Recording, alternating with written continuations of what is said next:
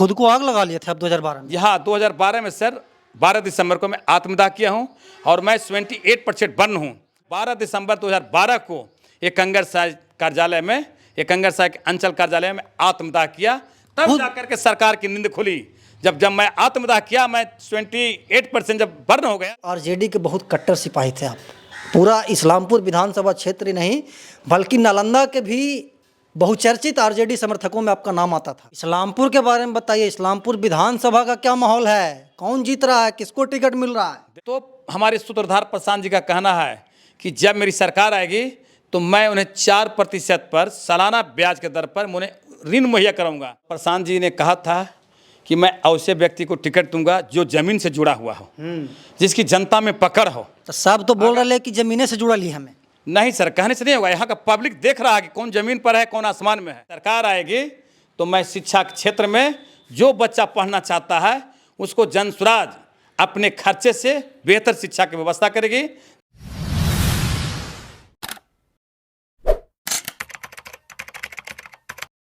नमस्कार, प्रणाम। मैं अमित चौरसिया और आप देख रहे हैं नालंदा दस्तक। हमारी मौजूदगी है नालंदा के कंगर में और इस्लामपुर विधानसभा क्षेत्र का इलाका पड़ता है।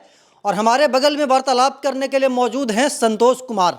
इनकी पत्नी यहाँ के जिला पार्षद भी हैं और उनके प्रतिनिधित्व करते हैं। और संतोष जी का परिचय यह है कि जनसुराज के कर्मठ सिपाही हैं। आज से पहले जब जनसुराज पार्टी का गठन हो रहा था तो उसी समय से जनसुराज में काम कर रहे हैं। और इनका मानना है कि आने वाले चुनाव में ये विधानसभा का चुनाव भी लड़ेंगे। क्या तैयारी है और जनसुराज कितना मजबूत है इस्लामपुर में, उसके ऊपर चर्चा करेंगे। संतोष जी, सबसे पहले स्वागत है मेरे चैनल पे। सबसे पहले सर आपके चैनल को, नालंदा दस्तक को, मेरे तरफ से और मेरे पूरे दर्शक की तरफ से और मेरे परिवार की तरफ से शुभकामना कि आपने हमारे घर तक पहुंचा। इसके लिए मैं आपको हार्दिक अभिनंदन और वंदन करता हूं। और इस चैनल को जो भी हमारे साथी देख रहे हैं, मैं सभी को अभिनंदन करता हूं। संतोष जी, सवाल एक ही होगा कि आरजेडी के बहुत कट्टर सिपाही थे आप। पूरा इस्लामपुर विधानसभा क्षेत्र ही नहीं बल्कि नालंदा के भी बहुचर्चित आरजेडी समर्थकों में आपका नाम आता था। तो ऐसा क्या नौबत आन पड़ा कि जनसुराज का दामन थाम लिए? क्या आरजेडी में आपको इज्जत और तहजीब नहीं मिल रही थी?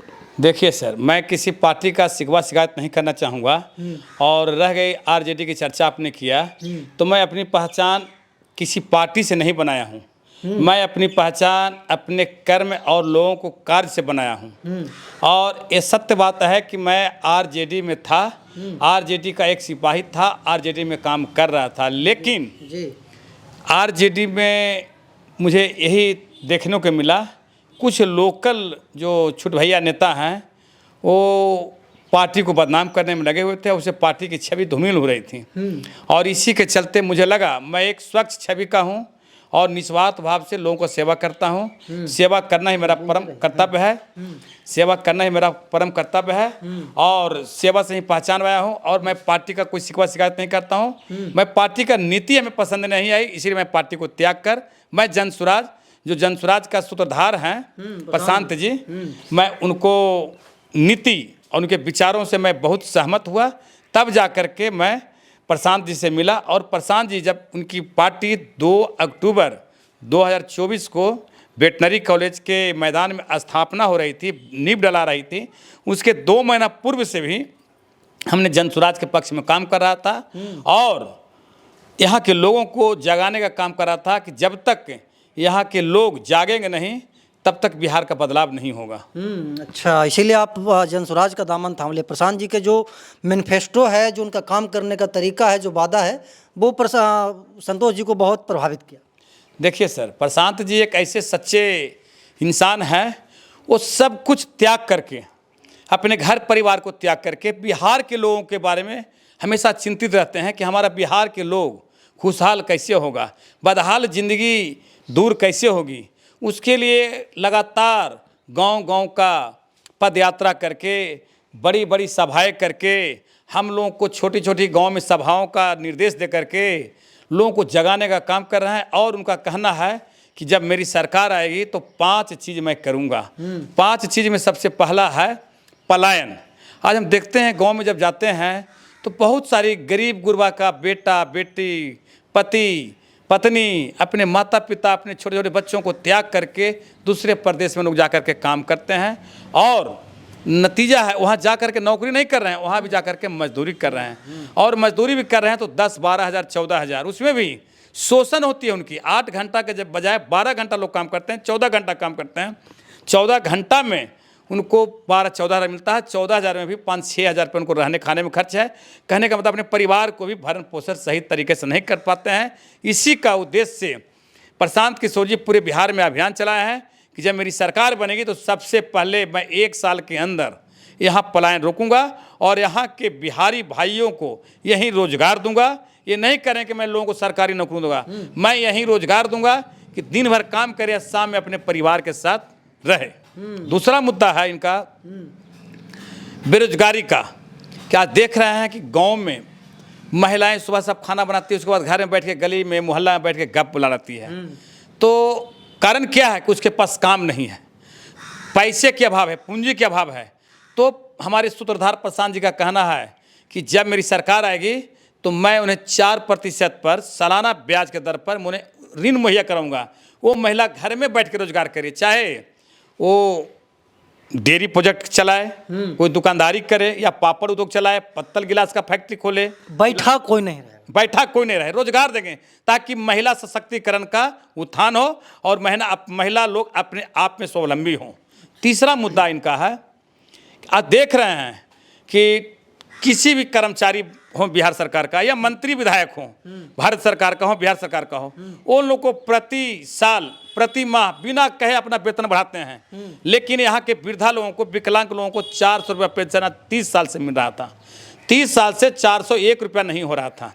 लेकिन जनसुराज की शक्ति और उसकी लोकप्रियता देख करके यहाँ की वर्तमान की सरकार, जो डबल इंजन की सरकार है, घबरा गई। और जब प्रशांत जी ने कहा कि मेरी सरकार आएगी तो मैं 2000 पेंशन करूंगा, तो आनंद फानन में चुनावी माहौल देखते हुए यहाँ की सरकार जो हमारे हैं वो 400 से 1100 की। कारण क्या था कि 30 साल में 1 रुपया नहीं बढ़ा है। कारण कहा कि चुनावी साल है, आखिरी समय बीत रहा है, विधानसभा का चुनाव सिर पर है, आपने 400 से 1100 कर दिया तो सरकार में भय बन गया है। दूसरी ओर ये जब कह रहे हैं प्रशांत जी कि महिलाओं को मैं 4% पर सालाना ब्याज पर ऋण दूंगा, तो घबरा कर नीतीश जी 10,000 सबके खाता पर डाल रहे हैं। वो बिल्कुल सरकार घबराई हो कि इस बार हमें बचना नहीं है। और प्रशांत जी के सूत्रधार हैं और रणनीतिकार हैं। तीसरा मुद्दा है सर, चौथा मुद्दा है यहाँ की शिक्षा का। शिक्षा इतना बदहाल है, इतना बदहाल है कि जब हम स्कूल में जाते हैं तो वहाँ के गुरुजी सब खिचड़ी में लगे हुए हैं। बच्चा लोग को पढ़ाना लिखाना नहीं है, कोई खिचड़ी बनाए में लगल है, कोई मसाला लाए में लगल है, कोई रिपोर्ट बनाए में लगल है। बच्चा आ रहा 10, रिपोर्ट बन रहा है 100 बच्चा का। लोग अपने अपने पेट भरने में लगे हुए हैं। शिक्षा की बदहाली बिल्कुल बर्बाद कर दी है। लेकिन हमारे सूत्रधार प्रशांत जी का कहना है कि नहीं, जब मेरी सरकार आएगी तो मैं शिक्षा के क्षेत्र में जो बच्चा पढ़ना चाहता है उसको जनसुराज अपने खर्चे से बेहतर शिक्षा की व्यवस्था करेगी। जब तक कि हमारा सरकारी व्यवस्था नहीं दुरुस्त हो जाता है तब तक जनसुराज अपने पैसे से उसको पढ़ाएगी। आज तक ये किसी भी पार्टी ने नहीं किया, किसी भी सरकार ने नहीं। आज तक किसी पार्टी ने नहीं किया है। जो लड़का के पास मेरिट है, पढ़ना चाहता है, वो किसी ने क्षमता नहीं करने का, और जिसके पास पैसा है उसका बेटा जा रहा है कोटा, पटना, दिल्ली वगैरह वगैरह शहर में जा रहा है। लेकिन जिसके पास पैसा नहीं है वो उसका बेटा मजदूरी करता है, वो चुपचाप खिचड़ी खा के अपना समय को अंधकार में ला रहा है। ये प्रशांत जी का कहना है। और पांचवा मुद्दा है सर कि आज देख रहे हैं किसान की हालत। सबसे बड़ा समस्या किसान की है। आज मैं देख रहा हूं सर, आज मैं किसान के काम करके पहचान बनाया हूं।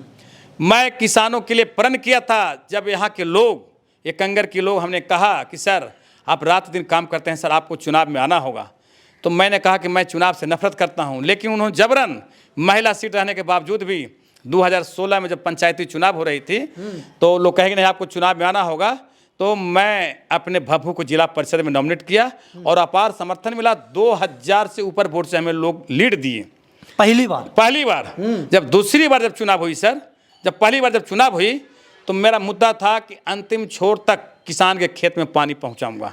उसी क्रम में मैं किसानों को पैन, पोखरा, आहरा का मैं जीर्णोद्धार के लिए सिंचाई विभाग से, लघु विभाग से, नहर विभाग से, फ्लड विभाग से मैं बराबर पत्राचार करके धरना और प्रदर्शन करता था। इसी क्रम में एक दबंग व्यक्ति जो था पैन में ही घर बना दिया था और लाखों हेक्टेयर बीघा का पानी अवरुद्ध था। उसी क्रम में मैंने सरकार से गुहार लगाया और अंचल से लेके हाई कोर्ट तक मैं गया, सब जगह हमारी डिग्री हुई। जब यहाँ का सरकार का कान में कड़वा तेल डाल के सो रहा था, यहाँ का निद्र कुम्हरा में यहाँ के पदाधिकारी सोए हुए थे कुंभ निद्रा में, तो मैंने ऐलान किया कि अगर आपने किसान की समस्या को नहीं समझा, नहीं देखा, तो मैं 24 घंटा के अंदर अपने आप को आत्मदाह करूंगा। हमारे जैसे व्यक्ति को इस धरती पर रहने का जगह नहीं है। तो मैं 12 दिसंबर 2012 को एक कंगर साहब कार्यालय में, एक कंगर साहब के अंचल कार्यालय में आत्मदाह किया। तब जाकर के सरकार की नींद खुली। जब मैं आत्मदाह किया, मैं 28% जब बर्न हो गया, जल गया, जब मैं मरने की स्थिति में था, तो रात दिन एक करके सरकार उस नहर से पैन से उस मकान को हटाया। खुद को आग लगा लिया था अब 2012 में? यहाँ 2012 में सर 12 दिसंबर को मैं आत्मदाह किया हूँ और मैं 28% बर्न हूँ। और अभी भी मैं आपसे कह रहा हूँ, चैनल के माध्यम से कह रहा हूँ, किसान के प्रति या कोई गरीब गुरबा के प्रति कोई अत्याचार करेगा तो मैं अपने जीवन से भी समझौता नहीं करूँगा। मतलब कि आप किसानों के लिए और आम जनता के लिए एकदम हमेशा सदैव तत्पर। इसी क्रम में सर जब मैं जनसुराज जुड़ा तो प्रशांत जी का कहना है कि मैं किसान को देखता हूँ कि फटहाल जिंदगी, खुशहाल ज़िंदगी नहीं है और मजदूरी देते देते हालत ख़राब है। तो प्रशांत जी जो हैं सूत्रधार हैं जनसुराज का, उन्होंने ऐलान किया कि जब मेरी सरकार बनेगी तो मैं कृषि को नरेगा से जोड़ूंगा। और जिस तरह से वर्तमान मुखिया जी हैं, चाहे पंचायत समिति है या अन्य कोई जनप्रतिनिधि हैं, वो एक खाना पूर्ति करके नरेगा को जो लूटने का काम कर रहा है, मजदूर के नाम पर पैसा आता है, मजदूर को पैसा नहीं मिलता है। लेकिन जब नरेगा को कृषि से जोड़ दिया जाएगा, डायरेक्ट कृषि के खेत में मजदूर काम करेगा और उसके खाते पर पैसा जाएगा। एक बहुत बड़ी योजना है सर, और मजदूर को भी लाभ मिलेगा और किसान को भी लाभ मिलेगा। यही जनसुराज है और मैं इसी के साथ जनसुराज में काम कर रहा हूं और जनसुराज की स्थापना काल से पहले से मैं काम कर रहा हूं। और मुझे कहा गया है कि आप एक कर्मठ व्यक्ति हैं, तो मैं किसी बिना लोभ पद के मैं जनसुराज में हूं। अगर पार्टी हमें कहती है नेतृत्व करने के लिए तो मैं जोश खरोश के साथ नेतृत्व करूंगा और कभी भी शिकायत के मौका किन्हीं को नहीं दूंगा। अच्छा, ये तो आप अपने पार्टी के बारे में और अपने बारे में बताएं। इस्लामपुर के बारे में बताइए, इस्लामपुर विधानसभा का क्या माहौल है? कौन जीत रहा है? किसको टिकट मिल रहा है? देखिए सर, टिकट तो सर केंद्रीय कमेटी का मामला है जी। और प्रशांत जी ने कहा था कि मैं ऐसे व्यक्ति को टिकट दूंगा जो जमीन से जुड़ा हुआ हो, जिसकी जनता में पकड़ हो। तो सब तो बोल रहे हैं कि जमीने से जुड़ा ली हमें।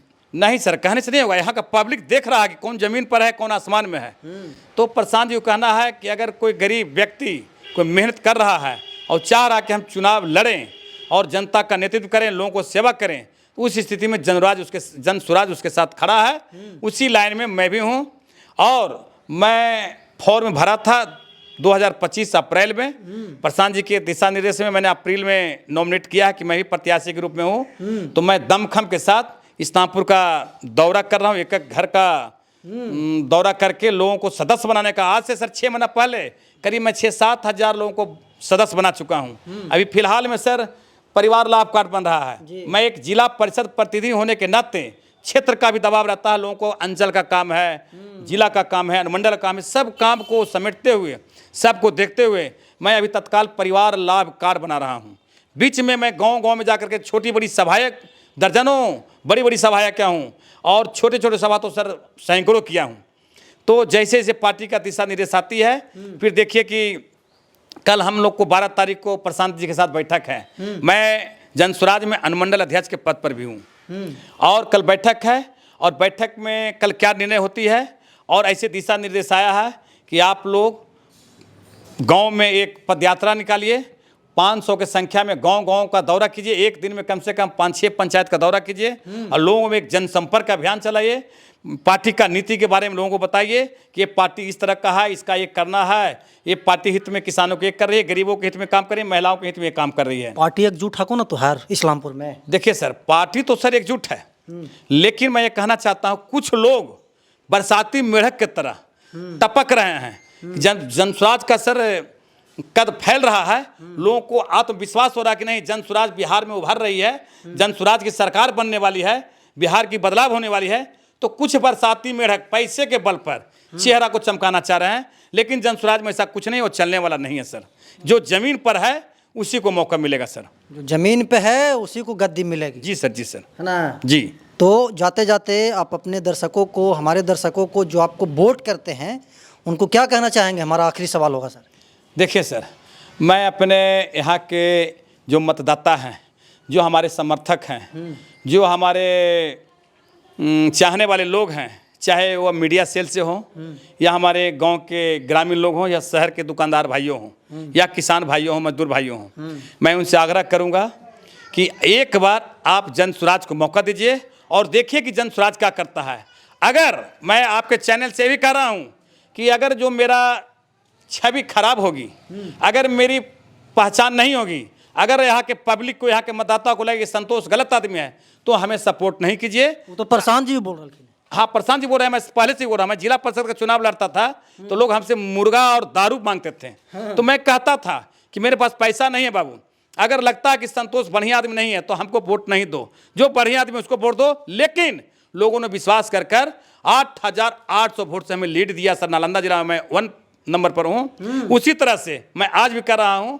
मैं प्रशांत सर के टीम में हूँ, जन स्वराज के टीम में हूँ, और मैं अनुमंडल अध्यक्ष के नाते, एक इस्लामपुर का प्रत्याशी के नाते मैं कहता हूँ कि अगर लगे कि संतोष बात बनाने वाला है, जुमलाबाजी करता है, कोई गलत काम करता है, इसका कैरेक्टर ठीक नहीं है, तो ऐसे व्यक्ति को वोट नहीं दीजिए। कोई भी दल में बढ़िया आदमी उसको सपोर्ट कीजिए। यही मेरी संदेश है। चलिए, संतोष जी हैं जो कि बहुत ही प्रखर वाणी में अपने बातों को रखे, हमारे सवालों का जवाब दिए। प्रशांत जी के बारे में और कर्मठ नेता संतोष जी के बारे में क्या कहना चाहते हैं, कमेंट बॉक्स में बताइएगा। हम ऐसे ही देश दुनिया की तमाम छोटी बड़ी खबरों से आपको रूबरू करवाता रहता हूँ, आगे भी करवाता रहूँगा। तब तक के लिए बने रहे हमारे साथ और देखते रहना नालंदा दस्तक। धन्यवाद।